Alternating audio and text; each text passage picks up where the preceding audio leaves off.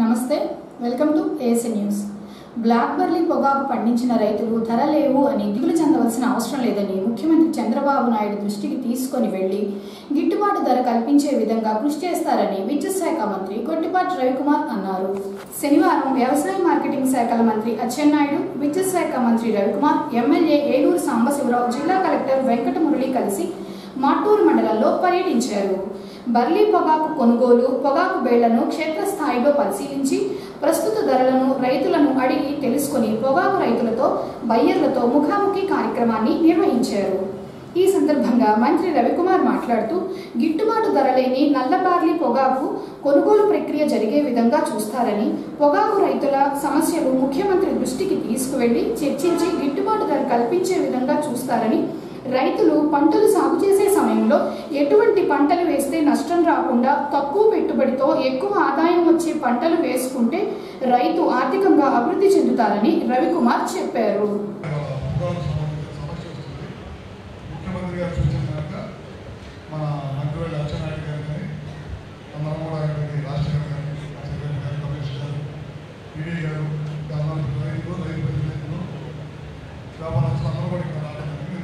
సుదీర్ఘంగా రైతులు కానీ అందరం కూడా మాట్లాడుతున్నాం. ఇందాక చెప్పినట్టు నేను అడిగేది ఏంటంటే, లాభం వచ్చినప్పుడు రైతులు బాగుంటున్నారు, వ్యాపారస్తులు బాగున్నారు.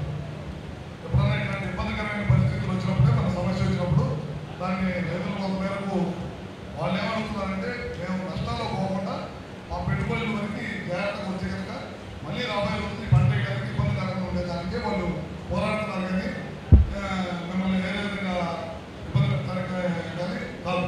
కనుక నేను అడిగేది ఏంటంటే, వ్యాపారస్తులు గతంలో లాభాలు వచ్చినప్పుడు ఎవరైతే ముందుకు వచ్చి కొన్నారో అందరూ ఒక ఐటీసీ లేకపోతే జీపే కాదు, మిగతా వాళ్ళు డెక్కల వాళ్ళు ఉన్నారు, లేకపోతే పీఈటీ ఉంది, పిఎస్పీ ఉంది, విఎస్పీ ఉంది, మధ్యలక్ష్మి ఉన్నారు, మెట్టుపల్లి ఉన్నారు, యాదగిరి ఉన్నారు, ఇంప్లెక్స్ వాళ్ళు ఉన్నారు, ఇంకా చాలా మంది ఉన్నారు. కంపెనీలు అందరూ ఎవరైతే పోయిన లాభాలు చెప్పుకున్నారో వీళ్ళందరూ కూడా రేపు నుంచి ఫీల్డ్లో రావాలి. ఖచ్చితంగా మీ అందరూ కూడా పొగాకు రైతులకు ఇబ్బంది వచ్చినప్పుడు మీ అందరూ కూడా ముందుకు వచ్చి కొనుగోలు చేయాల్సిన అవసరం ఉంది. నేను ఎన్ని నెలలు కొంటాం, ఎన్ని మిలియన్లు కొంటాం, అన్ని మిలియన్లు కొంటాం అని మాట్లాడుతూ రైతుల దగ్గర ఏదైతే ఉందో పూర్తి చివరి ఆకు వరికి కూడా అంతా కూడా కొనాల్సిన అవసరం లేదని కూడా చెప్తా ఉన్నాను. ఏదైతే ఇందాక మేము చెప్పామో, మీకు రైతుల దగ్గర పెట్టుకోవాలంటే ఒక 6 నెలలు 5 నెలలు అయిన తర్వాత పొగాకు ఎవరైనా ఉంటుంది.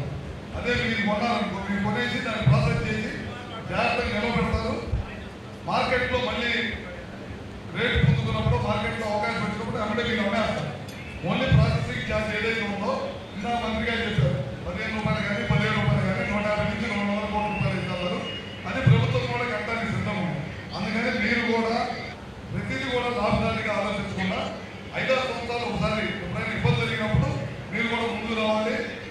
మీకు నష్టం వచ్చేది లాభం వరకు మాత్రమే, అసలు మీకు నష్టం రాదు. కనుక మీరు కూడా ముందుకు వచ్చి రైతులకు ఇబ్బంది లేకుండా కొనాల్సిన అవసరం ఉంది. ఏదో గదిలో కూర్చొని మాట్లాడమని చెప్పాలి. ఎక్కడ సమస్య ఉంటే అక్కడ ఫీల్డ్ మీదకి వెళ్ళండి, రైతులు పిలవండి, వ్యాపారస్తులు పిలవండి.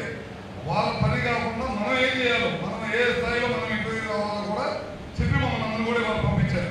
అందుకని లేట్ చేయకుండా, మహానాడికి వెళ్ళాల్సినా సరే లేట్ చేయకుండా ముందు ఈ సమస్య సాల్వ్ చేసిన తర్వాతే ముందు ఇంకో పని మీదకి వెళ్ళాలని చెప్పగానే వాళ్ళ పొద్దున్నే అచ్చెన్నాయుడు గారు కూడా, సెక్రటరీ గారు అందరూ కూడా ఇక్కడ రావడం జరిగిందన్నమాట. ఇబ్బంది జరిగినప్పుడు మీరు కూడా ముందు రావాలి. మీకు నష్టం వచ్చేది లాభం వరకు మాత్రమే, అసలు మీకు నష్టం రాదు. కనుక మీరు కూడా ముందుకు వచ్చి రైతులకు ఇబ్బంది లేకుండా కొనాల్సిన అవసరం ఉంది. ఎందుకంటే మీరు ఇందా చూస్తూ ఉంటారు, ఆల్రెడీ బొమ్మలూరులో ఒక వ్యవసాయ రైతు పొగాకు చేసుకొని చనిపోయిందని చెప్పి. ఇట్లాంటి రిపీట్ కాకూడదు. రేపటి నుంచి ఒక్క రైతు మరణం కూడా ఏర్పడకూడదంటే మీ అందరూ కూడా ముందుకు వస్తే కానీ ఇలాంటి సమస్యలు ఉండవు. ఖచ్చితంగా మీరు అందరూ కూడా ముందు రావాల్సిన అవసరం ఉంది. ముఖ్యమంత్రి గారు రాజశేఖర్ గారు పెద్దలు చెప్పారు, ఒక వ్యవసాయం దాని నేను పొద్దున్నే గంటన్నర పైన మాట్లాడారు. ఏదో గదిలో కూర్చొని మాట్లాడమని చెప్పాలి.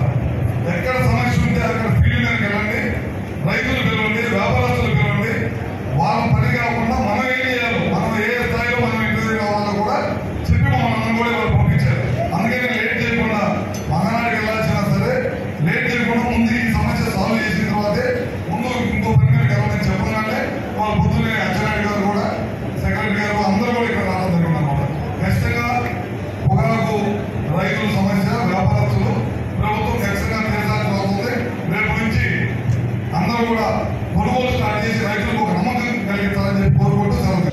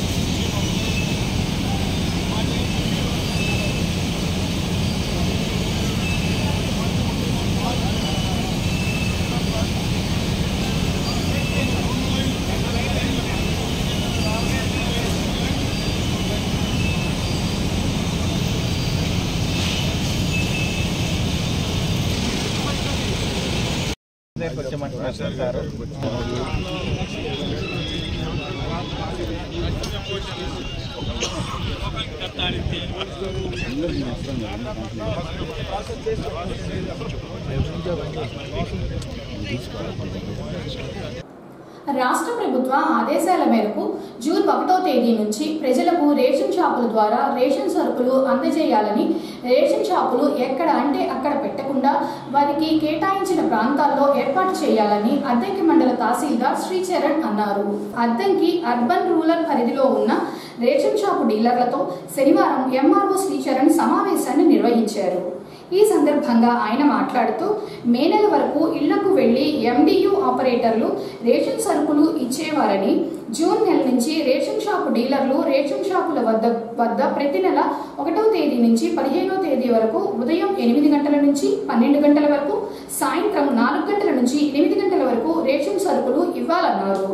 ప్రతి రేషన్ షాప్ వద్ద స్టాక్ వివరాలు ఉంచాలన్నారు. రేషన్ పంపిణీ విధానం తెలియని డీలర్లు ఎవరైనా ఉంటే సీనియర్ రేషన్ షాపు డీలర్లను అడిగి తెలుసుకోవాలన్నారు. జూన్ 1వ తేదీన గ్రామ స్థాయిలో ఉన్న ప్రజాప్రతినిధులను పిలిపించి రేషన్ సరుకులు ప్రజలకు వారి చేతుల మీదుగా ఇప్పించాలన్నారు.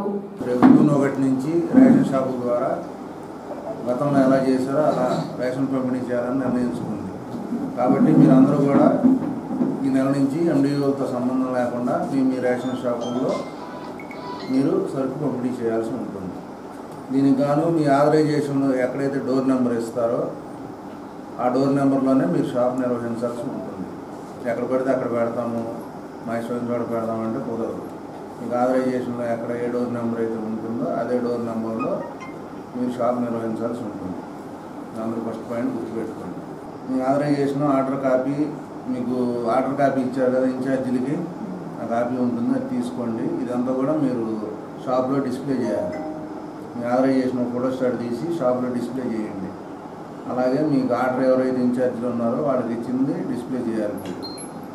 అలాగే మీకు ప్రతి నెల కూడా టైమింగ్స్ ఇప్పుడు మీకు గతంలో ఇచ్చినట్టే ఉదయం 8 నుంచి మధ్యాహ్నం 12 వరకు ఇవ్వాలి. అదేవిధంగా సాయంత్రం 4 నుంచి రాత్రి 8 వరకు ఇవ్వాలి. ప్రతి నెల 1వ తారీఖు నుంచి 15వ తారీఖు వరకు మీరు ఈ టైమింగ్స్లో షాపు తీయాలి.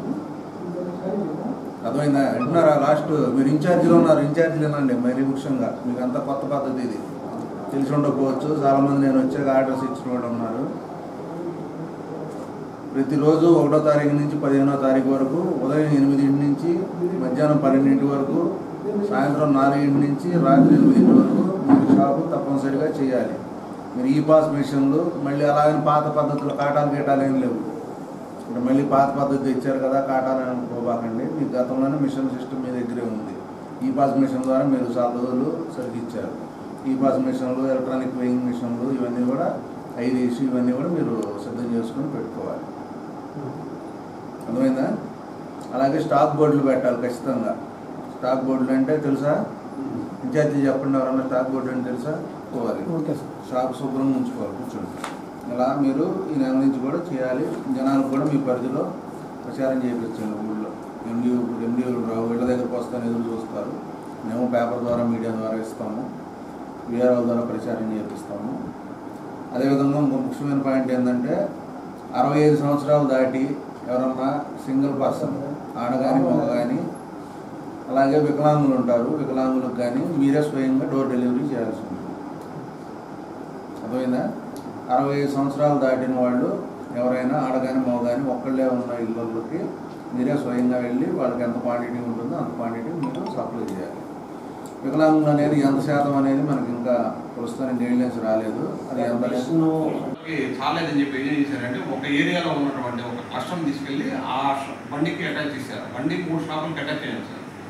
ఈ షాపులో కార్డులు తీసుకెళ్ళి ఆ బండికి అటాచ్ చేసి వేరే షాప్ నెంబర్ వేశారు. ఆ షాపు కిలోమీటర్ డిస్టెన్స్లో వస్తుంది. ఇప్పుడు ఆ కార్డు కార్డు ఏంటంటే ఆ కిలోమీటర్ డిస్టెన్స్ ఆ షాప్ దగ్గరికి వెళ్ళి తెచ్చుకోవాలా, లేకపోతే బండి కొట్టే పనేది ఈ షాపు దిందాలి.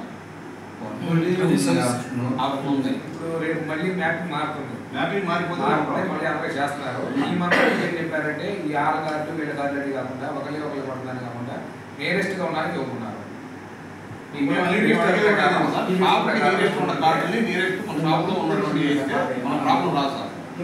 పబ్లిక్ మళ్ళీ మీ దగ్గరికి వచ్చి మళ్ళీ మిమ్మల్ని వచ్చి ఇప్పుడు ఇది మా కార్డు ఆడేసారు ఏడేసారని చెప్పి పాయింట్ అవుట్ చేస్తారు సార్. ఆ ప్రాబ్లం రాకుండా చేస్తే ఏ ప్రాబ్లం ఉంది సార్. మళ్ళీ మారుస్తారు, మ్యాపింగ్ మారుస్తారు. ఇప్పుడు పాత రోజుల్లో లాగా అవి అయితే ఉండవు. మీకు ఈ మటుకు అవకాశాన్ని బట్టి చూసి అందరికీ కవర్ అయ్యేటట్లు చేస్తాం సార్.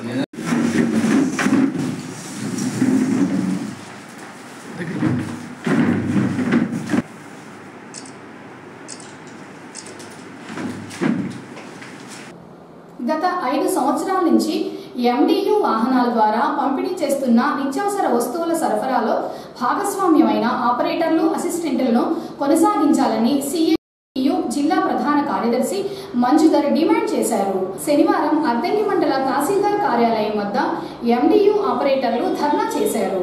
ఈ సందర్భంగా ఆయన మాట్లాడుతూ రాష్ట్ర ప్రభుత్వం ఎటువంటి చర్చలు జరపకుండా ఏకపక్షంగా MDU ఆపరేటర్లను, అసిస్టెంట్లను తొలగించడం దుర్మార్గమని, రాష్ట్రంలో 18,520 మంది ఆపరేటర్లు ఉన్నారని, వారందరికీ నెలలో 15 రోజులు పని ఉన్నా దీనిని నమ్ముకొని పనిచేస్తున్నారన్నారు. ఏకపక్షంగా తొలగించడంతో వారందరూ రోడ్డు మీద పడ్డారని, రాష్ట్ర ప్రభుత్వం వెంటనే జోక్యం చేసుకుని వీరందరినీ కొనసాగించాలన్నారు. రేషన్లో ఎక్కడైనా అక్రమాలు జరిగితే వాటిపై చర్యలు తీసుకోవాలని, అక్రమాలు జరగకుండా సిబ్బందిని నియమించాలని కోరారు. ప్రభుత్వం వెంటనే స్పందించి ఈ సమస్య పరిష్కరించాలని, లేని పక్షంలో ఆందోళనకు దిగుతారని హెచ్చరించారు.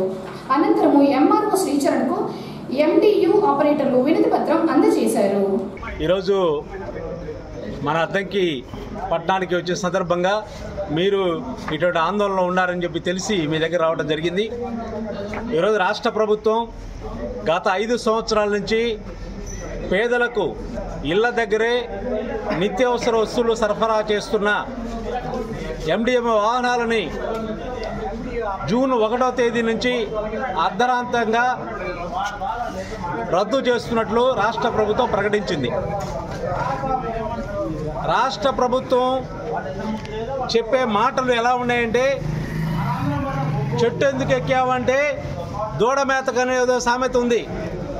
ఈరోజు ఏం చెప్తా ఉందంటే MDO వాహనాల ద్వారా అవినీతి జరుగుతుందని, సరుకు పక్కదోవ పట్టిస్తుందని చెప్తున్నారు. రాష్ట్ర ప్రభుత్వం ఏం చేస్తూ ఉంది? సరైన చర్యలు తీసుకోవాలి.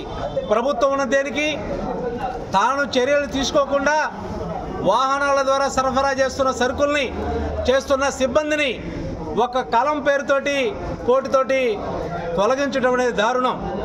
రాష్ట్రంలో గత 5 సంవత్సరాల నుంచి ప్రజలకు నిత్యావసర సరుకులు సేవ అందించడంలో గత 5 సంవత్సరాల నుంచి ఉపాధి ఉన్నా లేకపోయినా, నెలకి 15 రోజులే ఉపాధి ఉన్నా, మిగతా రోజులు ఉపాధి లేకపోయినా ఈ వాహనాలు నమ్ముకొని గత రాష్ట్ర ప్రభుత్వం కల్పించిన ఈ ఉపాధిని నమ్ముకొని ఇప్పటిదాకా జీవిస్తూ ఉన్నారు.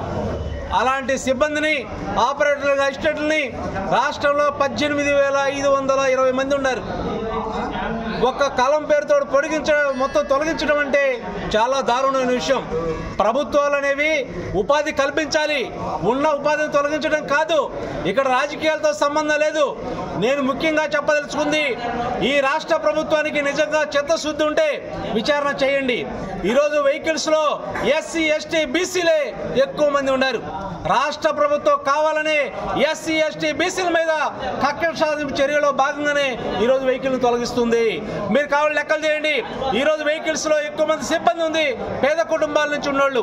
పేదల మీద పిచ్చుకో ప్రభుత్వం వెనక్కి తీసుకోవాలని చెప్పేసి ప్రజా సంఘాల CIT తరఫున మేము మీకు సపోర్ట్ చేస్తూ ఉన్నాం. ఈ యొక్క విధానం రాష్ట్ర ప్రభుత్వం రాష్ట్రంలో సుమారు 19,000 మంది ఉపాధి తీసేయడానికి ప్రయత్నం జరుగుతూ ఉంది.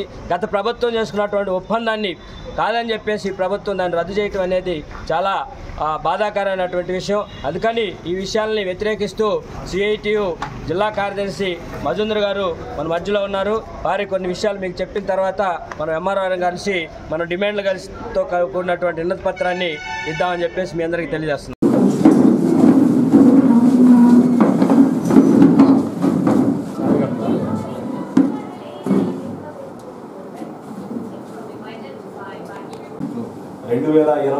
జనవరి వరకు ఒప్పందం ఉంది. ఒప్పందాన్ని ఎంత చేస్తారు అంటే ప్రభుత్వాలు మారితే విధానాలు మారవు. కొనసాగించాలి ఎండి వాహనాలను, సిగ్గు ఉపాధి కోల్పోవటాన్ని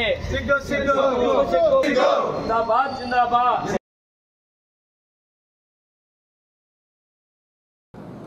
ముందు వెళ్తున్న ట్రాక్టర్ను వెనక నుంచి ద్విచక్ర వాహనదారుడు ఢీకొని స్పాట్లోనే మృతి చెందిన సంఘటన శుక్రవారం రాత్రి మండలంలోని తిమ్మాయిపాలెం ఇటుకల బట్టి వద్ద చోటు చేసుకుంది.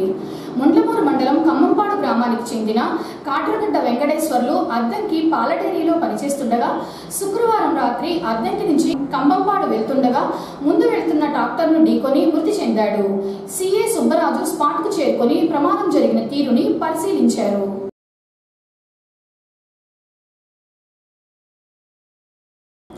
అద్దంకి పట్టణంలోని స్థానిక సుందరయ్య భవనంలో ఆదివారం సాయంత్రం 4 గంటలకు సిపిఎం పార్టీ ఆధ్వర్యంలో సమైక్యత సదస్సు జరుగుతుందని సిపిఎం పార్టీ పట్టణ అధ్యక్షులు తంగిరాల వెంకటేశ్వర్లు తెలిపారు. ఈ సందర్భంగా ఆయన మాట్లాడుతూ సమైక్యత సదస్సుకు ముఖ్య అతిథిగా సిపిఎం పార్టీ రాష్ట్ర కమిటీ సభ్యులు వి కృష్ణయ్య హాజరై ఉగ్రవాదాన్ని వ్యతిరేకిద్దాం, సమైక్యతా భావాన్ని కాపాడుదాం అనే అంశంపై మాట్లాడతారని, కావున అద్దంకిలో ఉన్న సిపిఎం పార్టీ నేతలు, సిఐటియు నాయకులు, ప్రజా సంఘాల నాయకులు పాల్గొనాలని వెంకటేశ్వర్లు పిలుపునిచ్చారు. ఈ నెల 25 అనగా రేపు ఆదివారం సాయంత్రం 4 గంటలకు అద్దంకి సుందరయ్య భవనంలో సిపిఎం పార్టీ అద్దంకి పట్టణ కమిటీ ఆధ్వర్యంలో సమైక్యతా సదస్సు నిర్వహించడం జరుగుతుంది. ఈ సదస్సుకి ముఖ్య అతిథిగా సిపిఎం పార్టీ రాష్ట్ర కమిటీ సభ్యులు వల్లేటి కృష్ణయ్య గారు హాజరవుతా ఉన్నారు.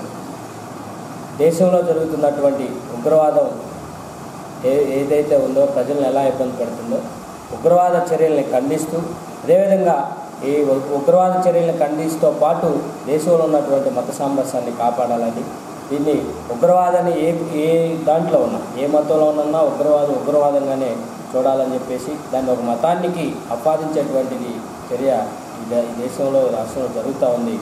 దాని మీద ఈ సదస్సు నిర్వహించడం అనేది జరుగుతూ ఉంది. పట్టణంలోని ప్రజలందరూ ఈ సదస్సులో పాల్గొని జయప్రదం చేయాలని చెప్పేసి ఈ సందర్భంగా తెలియజేస్తాను. తంగిరాల వెంకటేశ్వర్లు, సిపిఎం పార్టీ అద్దంకి పట్టణ కమిటీ కార్యదర్శి. ఆర్టీసీ బస్సు ఢీకొని ఒక గేదె మృతి చెందగా మరొక గేదెకు గాయాలైన సంఘటన శనివారం బయట మంజులూరు గ్రామం హైవే మీద జరిగింది. ఒంగోలు నుంచి విజయవాడ వెళ్తున్న ఏపీఎస్ ఆర్టీసీ బస్సు బయట మంజులూరు గ్రామం వద్దకు రాగానే గేదెను ఢీకొట్టడంతో గేదె మృతి చెందింది. 2 గేదెలు రోడ్డు దాటుతుండగా ఈ ప్రమాదం చోటు చేసుకుంది. అయితే గేదెల తాలూకా ఎవరూ రాకపోవడంతో పోలీసులు రోడ్డుకు అడ్డంగా ఉన్న గేదెలను వాహనంలో తరలించారు. బస్సులో ఉన్న ప్రయాణికులను మరో బస్సులో విజయవాడకు పంపించారు.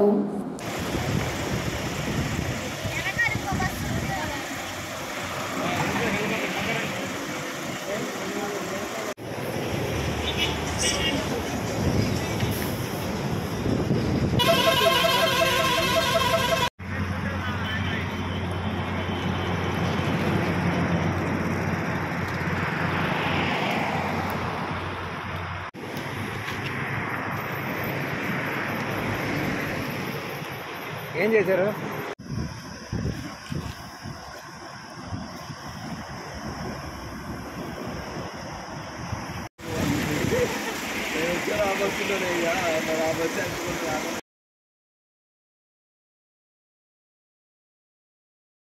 ఏఎస్ఎన్ న్యూస్ ఇంతటితో సమాప్తం. నమస్కారం.